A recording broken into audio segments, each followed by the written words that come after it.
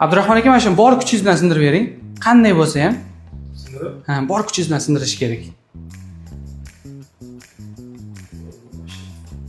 Yo'q, stolda sindirasiz, stolda. Rasvo qilasiz.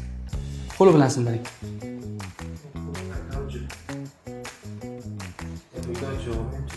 Ko'rib turganingizdek, hattoki qayirib ham bo'lmadi. Xuddi shu oshmoshni biz Vena 04 modelimizga ishlatganmiz. Bu kattaradigan qahva stolimiz bo'ladi. Ya'ni mana shunday holatda ochilganda 6 kishilik ovqatlanadigan stolga aylanadi. Bu yerda esa mana shu oshmoshdan foydalanganmiz. Juda ham mustahkam bo'lgan. Buni yopilishi ham bir ajoyib. Yopilganda bunday ko'tarib, ozgina itarib qo'yilsa, o'zi 30 soniya davomida yumshoq yopilib oladi.